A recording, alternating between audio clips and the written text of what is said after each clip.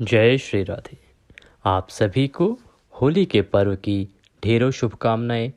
फाल्गुन पूर्णिमा की बहुत बहुत बधाई।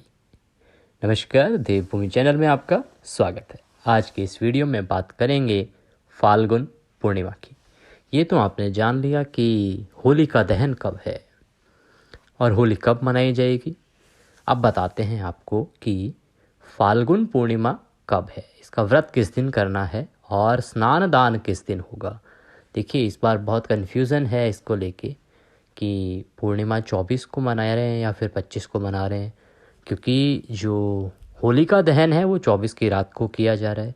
तो क्या पूर्णिमा का व्रत भी 24 को रखेंगे, पूर्णिमा का स्नान दान भी 24 को ही होगा। तो ये समझना आवश्यक है कि ये दोनों अलग अलग दिन होंगे। वजह ये होगी कि कुछ चीज़ें ऐसी हैं जो शाम के समय संध्या काल में की जाती हैं और कुछ चीज़ें ऐसी हैं जो प्रातः काल की जाती हैं। उसी के अनुसार उनके दिन निर्धारित किए जाते हैं। आइए बढ़ते हैं और बताते हैं आपको इसको विस्तार से।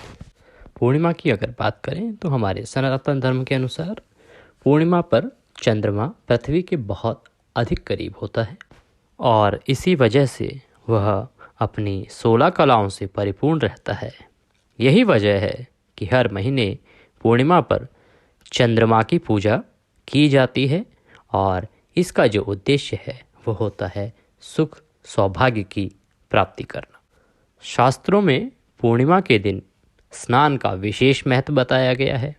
मान्यता है इससे अमृत की प्राप्ति होती है। इस साल फाल्गुन पूर्णिमा कब है ये आपको बताएं उससे पहले जान लेते हैं कि फाल्गुन पूर्णिमा पर आप क्या करें, पूजा किस प्रकार से करें और व्रत किस प्रकार से करें।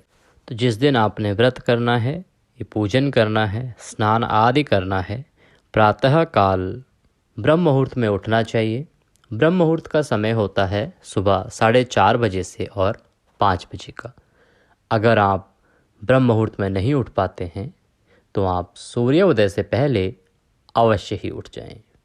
सूर्योदय से पहले उठने के बाद दैनिक कार्यों से निवृत्त होने के बाद स्नान आदि करके पीले वस्त्र धारण करें हो सके तो, और सूर्य को जल दें। सूर्य को जल देने के बाद आपका जो पूजा स्थल है, जहाँ पे आप पूजा करते हैं, जो मंदिर है, वहाँ पर एक चौकी बिछाएं। उस पर भगवान सत्यनारायण की प्रतिमा या मूर्ति स्थापित करें। अगर आपके पास हो तो नीचे पीले रंग का उस पर वस्त्र बिछाएं। फिर आप भगवान को स्नान कराएंगे। स्नान कराने के लिए एक लोटे में या ग्लास में जल लीजिए। जल में थोड़ा गंगा जल मिला लीजिए। अब आप सांकेतिक स्नान कराएंगे, 2 उंगलियों से भगवान को छींटे देंगे। अगर आपके पास कोई पुष्प है तो उस पुष्प से भी छींटे दे सकते हैं। फिर भगवान की प्रतिमा को या तस्वीर जो भी आपके पास है उसको एक साफ वस्त्र से पोंछिए। पोंछने के बाद भगवान को रौली, कुमकुम आदि का तिलक लगाइए। तिलक लगा के उनको वस्त्र के रूप में मौली अर्थात कलावा धागा जो आप बांधते हैं हाथ में, तो कलावा धागा अर्पित कीजिए। एक छोटा टुकड़ा तोड़िए और उसको वस्त्र के रूप में भगवान को अर्पित कीजिए। घी का दिया जलाइए, धूप दिखाइए, पुष्पों की माला अगर है तो पहनाइए और पुष्प अर्पित कीजिए। लौंग, इलायची और सुपारी ये एक पान के पत्ते पे रखिए, उससे बीड़ा बनाइए और वह भगवान को अर्पित कीजिए। यह अर्पित करने के बाद भगवान को नमस्कार कीजिए और व्रत का संकल्प लीजिए। संकल्प का एक बहुत ही साधारण विधान मैं आपको बता देता हूँ। अपने सीधे हाथ में थोड़ा जल लीजिए, उसमें 1 रुपये का सिक्का कम से कम रखिए, बाकी जो भी दक्षिणा रखना चाहें रखिए।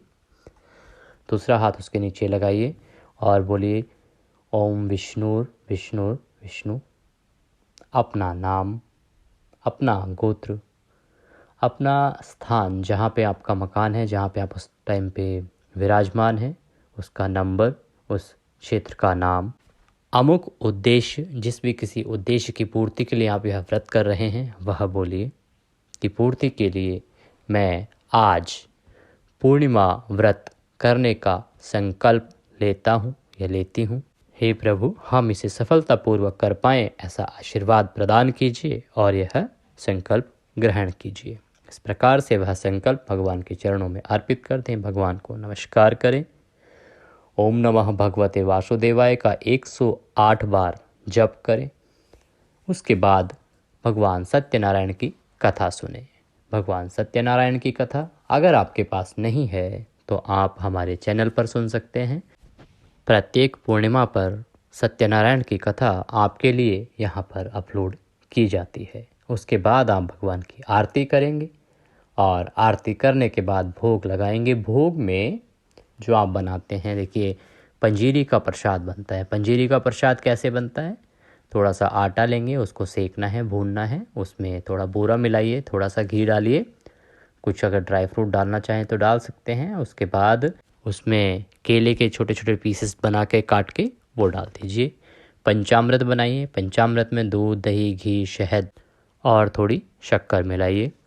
इस प्रकार से भगवान को भोग की थाली लगाइए। उसमें तुलसी दल अवश्य रखिए। तुलसी दल अर्थात तुलसी का एक पत्ता रखिए।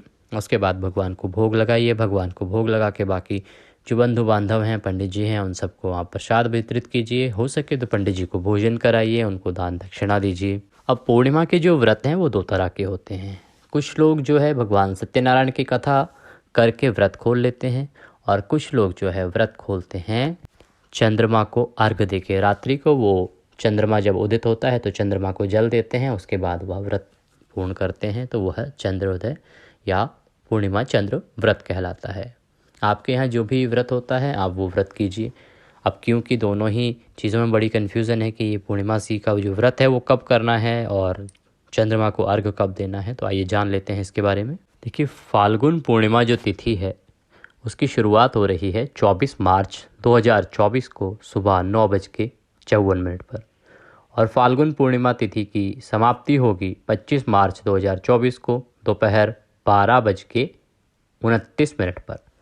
इस प्रकार से 24 मार्च को जो पूर्णिमा तिथि है वह सूर्योदय में नहीं है।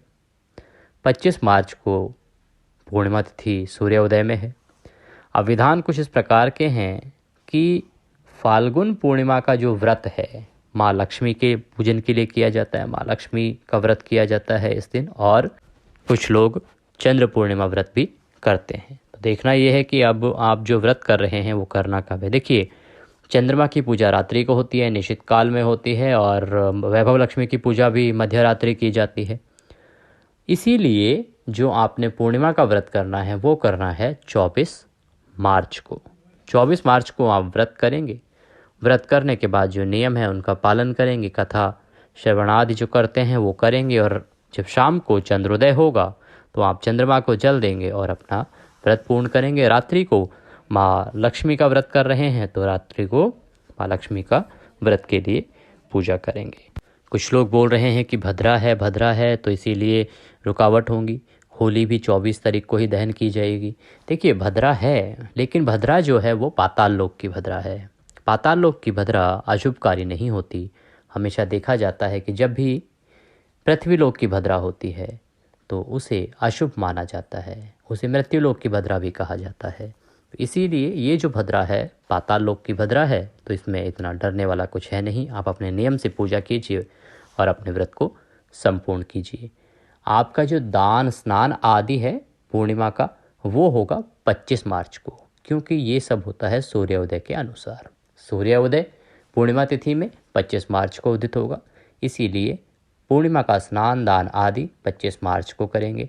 सत्यनारायण भगवान की जो कथा करनी है आपने वह भी 25 मार्च को कर सकते हैं, क्योंकि दोपहर तक पूर्णिमा है, तो सत्यनारायण भगवान का व्रत या कथा आप 25 को भी कर सकते हैं। इस प्रकार से आप भगवान का व्रत कीजिए। आप भगवान सत्यनारायण का व्रत अगर 24 को कर रहे हैं तो पूजा के लिए आप सुबह 9:23 से और 10:55 तक का समय है। इसमें आप उत्तम मुहूर्त है, इसमें आप पूजा कर सकते हैं। होलिका दहन का जो मुहूर्त रहेगा वो रात्रि 11:15 से और 12:23 तक रहेगा। स्नान दान आदि जो भी आपने करना है वो आप अगले दिन सुबह 25 मार्च को 4:45 से और 5:32 के बीच में कर सकते हैं। यह शुभ मुहूर्त है।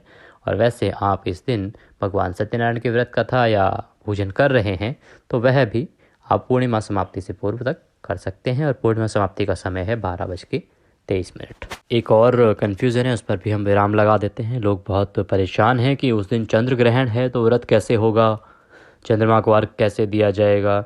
देखिए, चंद्र ग्रहण जो है वो भारतवर्ष में दिखाई नहीं देगा। उसका कोई प्रभाव हमारे हिंदुस्तान में नहीं है। इसीलिए आपको चंद्र ग्रहण के बारे में सोचने की आवश्यकता नहीं है। आप जितना सामान्य तरीके से आप व्रत करते हैं उसी प्रकार से व्रत कीजिए, अर्घ दीजिए, सब कुछ अपने कार्य कीजिए। यहाँ पे कोई चंद्र ग्रहण नहीं है, और क्योंकि चंद्र ग्रहण नहीं है इसीलिए उसका सूतक भी यहाँ पर मान्य नहीं होगा।